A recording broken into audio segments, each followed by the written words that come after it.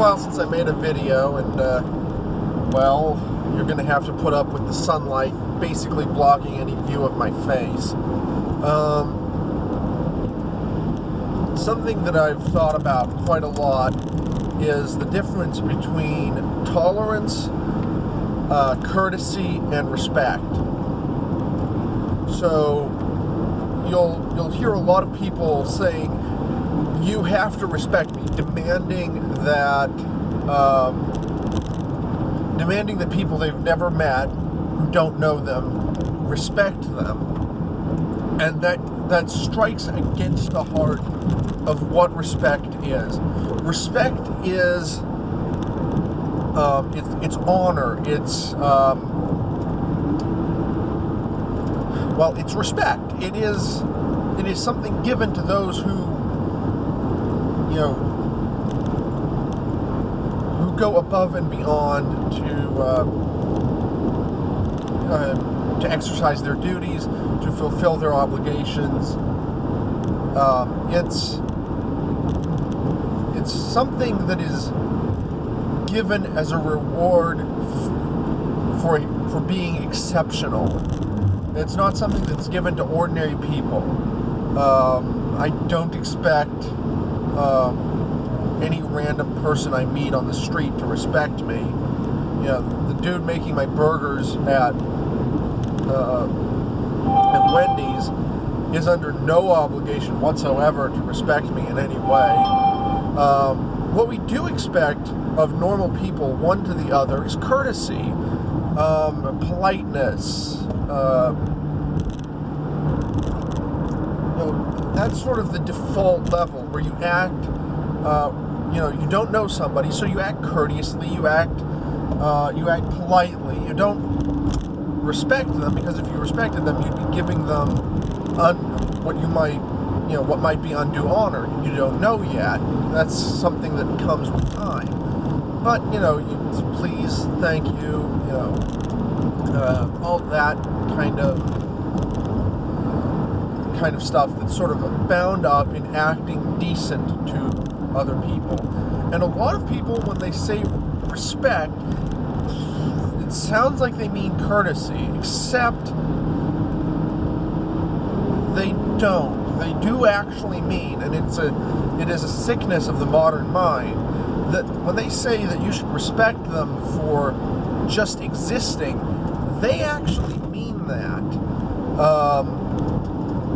They actually mean that just for being alive, they should be given respect above and beyond what their actions.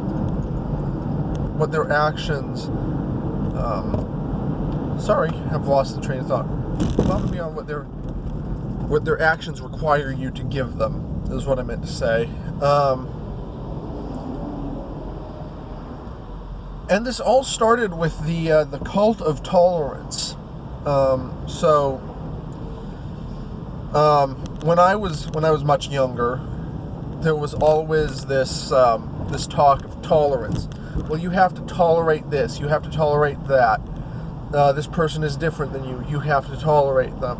Oh, you're being intolerant. All that kind of stuff, which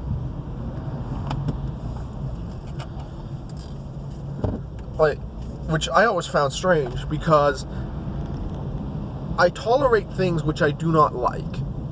If I am if you're asking me to tolerate something, that shouldn't be the same as asking me to like it or respect it.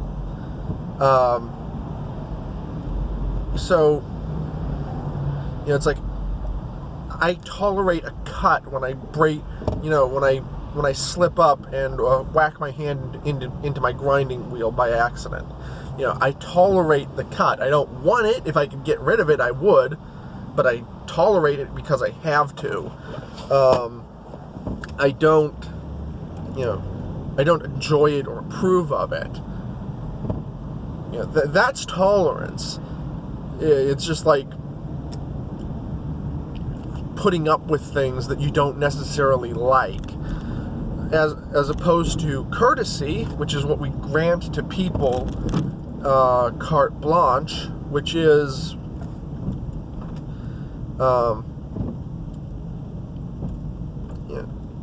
just that sort of default politeness that we give to people before we know them,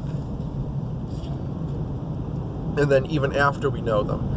And then going up a level, you have respect, which is giving honor to somebody who you know to be honorable. But then we come to a conundrum, because if courtesy is what you start with when you don't know somebody's character, if they reveal themselves to be of poor character, they lose courtesy from you. So you end up, at best, tolerating them. Sometimes you end up not just not tolerating them, but actively trying to remove them from your presence. You end up disrespecting them, and I mean that in a very sort of, disrespect as the opposite of respect.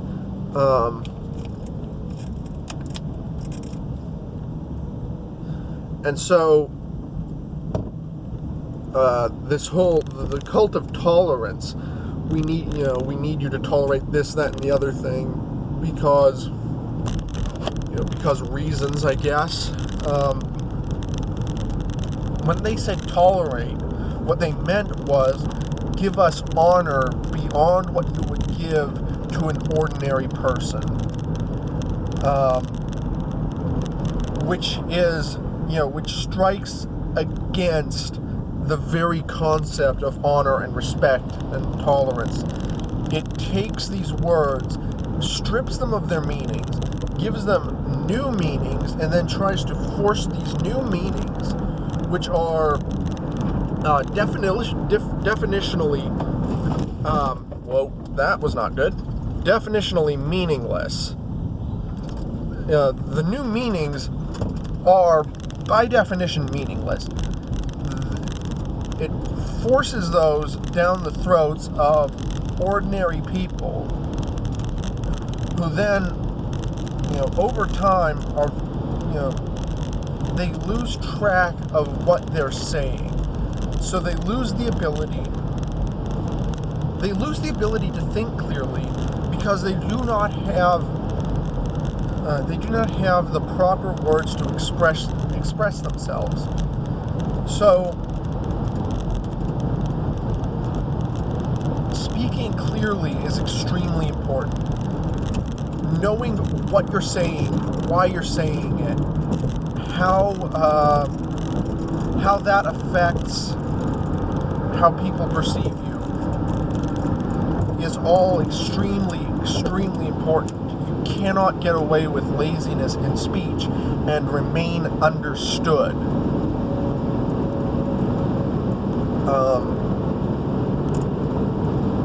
And I unfortunately have a degree of laziness in my speech brought on from the modern milieu.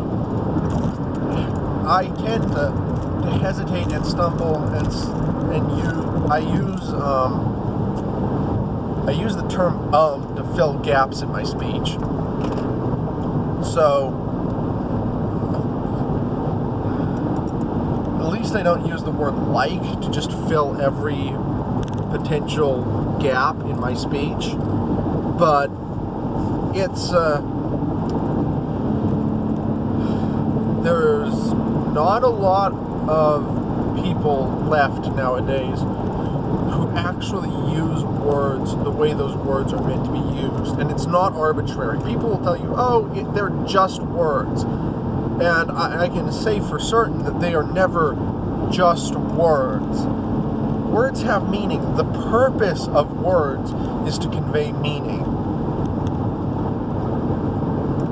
So if we use words inappropriately, or worse, malappropriately, we can no longer communicate with each other because we can no longer impart meaning from one person to another.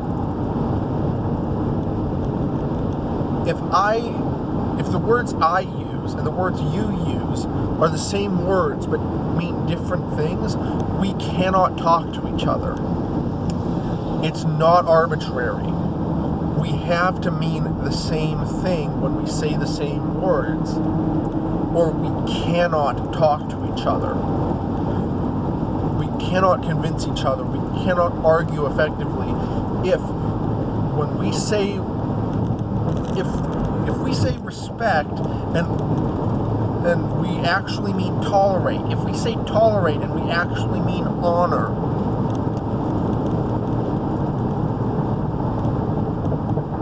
then we cannot talk to each other because we do not understand each other. We lose the ability to know what we are saying to each other. And then society breaks down because two people cannot have a conversation if they cannot understand each other. Because even though we're both speaking English, we might as well be speaking French and Chinese when we try to communicate.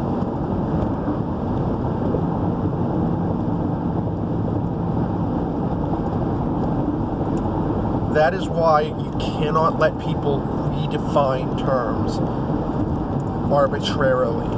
Yes, I know that terms and words change meaning over the centuries. Old English looks very different to Middle English, looks reasonably different to modern English. But the changes weren't arbitrary.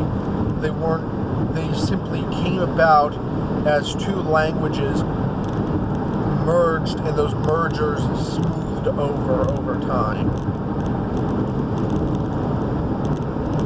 What we are seeing today is that people take a word and arbitrarily change the meaning so that they can say, well, my definition of this is something else. You cannot let people do that because they cannot talk to other people if they do that. And I do not mean this as something where some jackbooted thug is going to prevent them from talking. What I mean is that even if they are free to say this in open conversation, when they speak, nobody will understand them.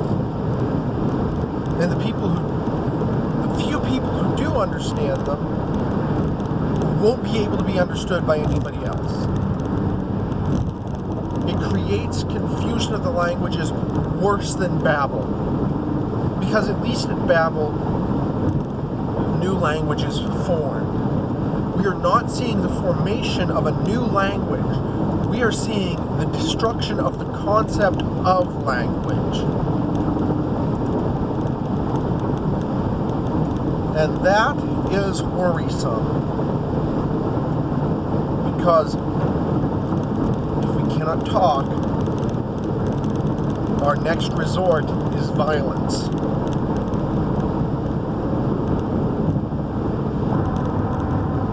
Because violence is the universal language. Everybody understands it. It doesn't matter how they were brought up. It doesn't matter what they believe. They will understand violence. So when you cannot speak, you act. And you act violently and aggressively.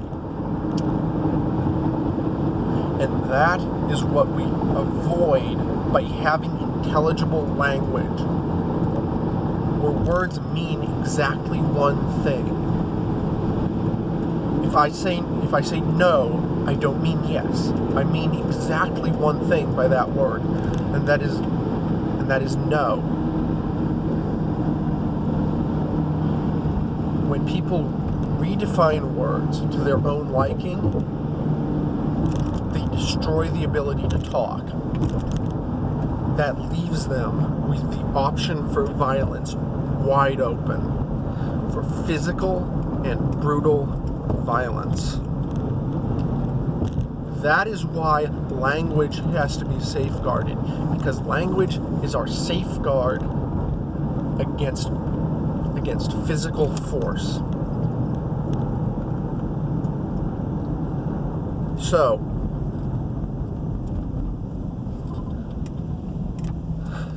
I guess I could say that in order to speak free, and this also ties into the idea of free speech, in order to speak freely, you have to be able to speak intelligibly. Free speech is not just inane babble. It is the ability to speak and to say something, and to actually say something that other people understand and can hear. And that's why you safeguard speech, because when speech is gone, you move to violence. It's odd how those two are tied together. To talk about the American Constitution, the first two amendments safeguard both speech and violence, with violence being the backup to speech. So speech is, in the First Amendment, speech is what is used under optimal circumstances. Violence in the Second Amendment is the safeguard to that, because when you lose the ability to speak, you have to resort to violence. That is always the way it is, and it's like a law of nature that you can't get around. And so that's why you can't let people tell you to tolerate something and then expect you to respect it. That you can't tell somebody to respect you and expect them to actually do it.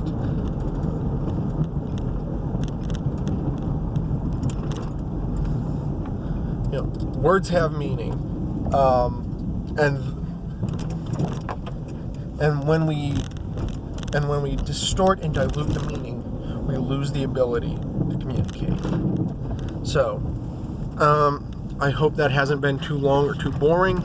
I've just arrived at work, so I'll talk to you later.